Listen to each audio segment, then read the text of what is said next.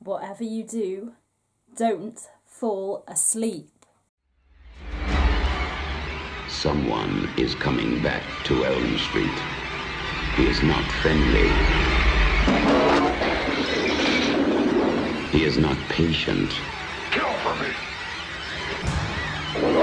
And he is not a welcome visitor. No! But he has something terribly special for the new kid on the block. It started to happen again. Dad! I'm in trouble. You've had some scary dreams, okay? Help!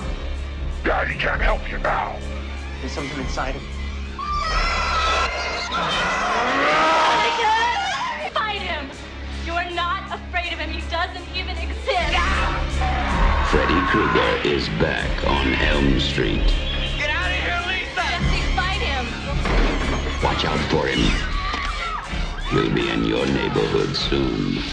A Nightmare on Elm Street, Part 2. You are all my children now. Freddy's Revenge.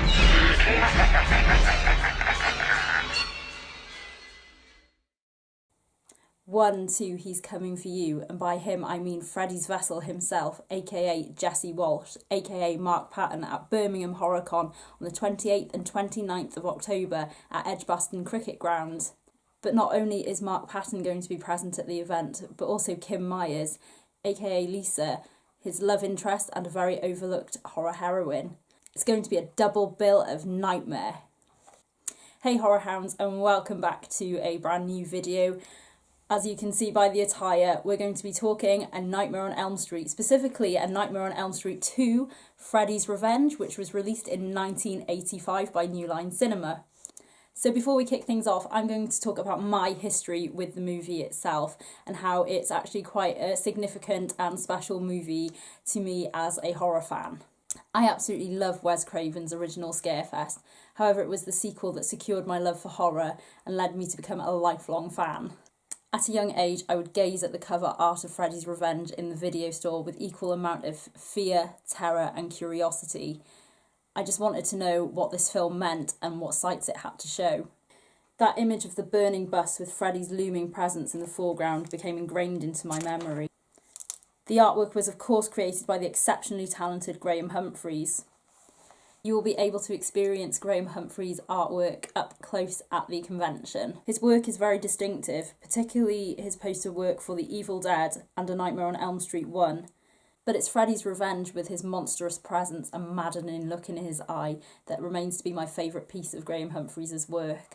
A Nightmare on Elm Street Part 2 has become one of the most significant horror films of all time for its cultural impact and its underlying subtext. It was written by David Chaskin and directed by Jack Shoulder, who directed Alone in the Dark.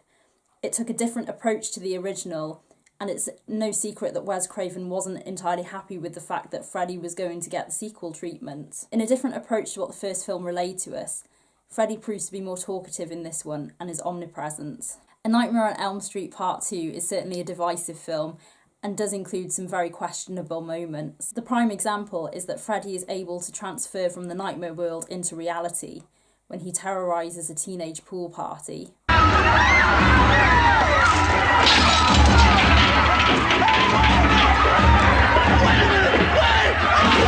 He can target teens while they're still awake, which, when you consider the lore of the whole Nightmare franchise, it does feel a bit out of place. But what's so clever about this movie is it does have some thought-provoking discussion along with it in relation to its subtext. Screenwriter David Chaskin admitted that Jesse's conflict with Freddy is allegorical to his conflict with his own sexuality. When you strip away the horror, the film can be viewed as a subversive coming-of-age story, with the monster as a mere metaphor for Jesse's inner struggle.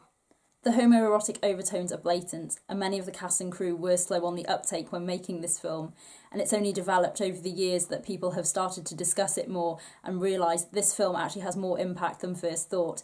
It's not just your standard horror film, it's a metaphor for growing up, coming of age, it's a metaphor for change and accepting who you are. It's actually a lot cleverer than people might think it is. Well, the film is over 30 years old now, and aesthetically it looks dated, but it's its subject matter that remains current in today's culture. David Chaskin ensured that the film was symbolic of the AIDS crisis of the 80s and our openness and liberal attitudes towards sexuality that was going on at the time. As much as Freddy is the face of Nightmare on Elm Street, this movie is completely Jesse's movie. Jesse is a hero that you can root for. Jesse is somebody that we can all relate to. He's insecure, he's awkward. He is all of us as a teenager. He encompasses so much as a character. His on-screen rapport and chemistry with Kim Myers as Lisa works really well. It's believable, and you can see how these two would work together against the evil force that is Freddy. They are very likeable characters, and their roles are subverted. Jesse is the one who needs to be rescued, and Lisa is the one to save him. She's the one who goes against Freddy, but normally the final girl would be rescued by her hero and love interest. But the roles are reversed this time around, where the boy is saved by the girl, and for the time that was quite revolutionary when it came to this subgenre of horror film. I'm a huge fan of practical effects in films, and this without a doubt is a spectacle, especially the scene where Freddy bursts through Jesse's chest. It's reminiscent of Alien, American Werewolf in London. It's actually an epic but underrated transformation scene, and it is horrific and gruesome and just completely awesome to watch. Mark Patton was lucky enough to beat some really big Hollywood stars to the role of Jesse. He beat Christian Slater and Brad Pitt, and when you look at it now, I can't imagine anybody else in that role, and I think he is the perfect actor for that part. Kim Myers was also cast due to her resemblance to Meryl Streep, which is actually uncanny when you watch the movie. Both characters deliver great performances and spent their legacy as part of the Nightmare on Elm Street franchise.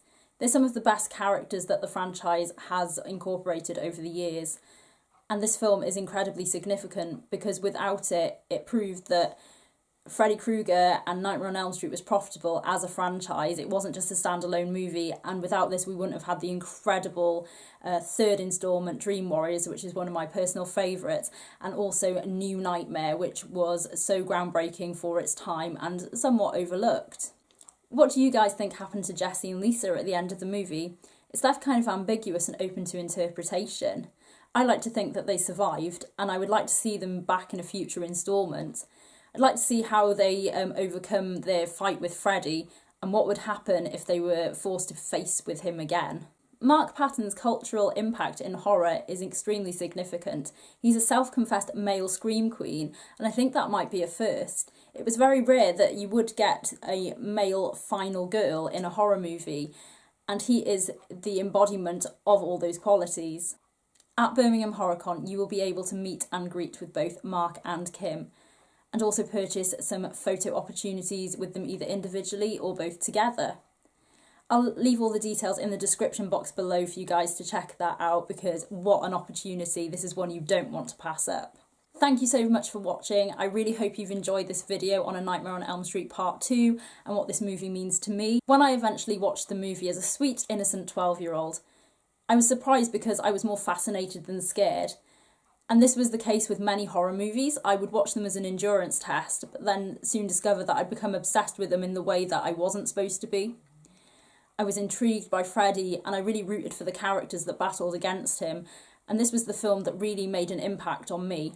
Graham's artwork is signed and proudly displayed on my wall. Without this film, I wouldn't be sitting here today talking to you guys and sharing my love for the horror genre as much as I do. As always, my links will be in the description box below, as well as loads of awesome information about Birmingham HorrorCon. I'm on Facebook, Twitter, Instagram, and you can also find me on lovehorror.co.uk under my pseudonym Welsh Demoness. I can't wait to see all you guys at Birmingham HorrorCon to talk more Nightmare on Elm Street and plenty of horror goodness. Thank you so much for watching. Have an awesome week, and I will catch you in the next video. Don't have nightmares.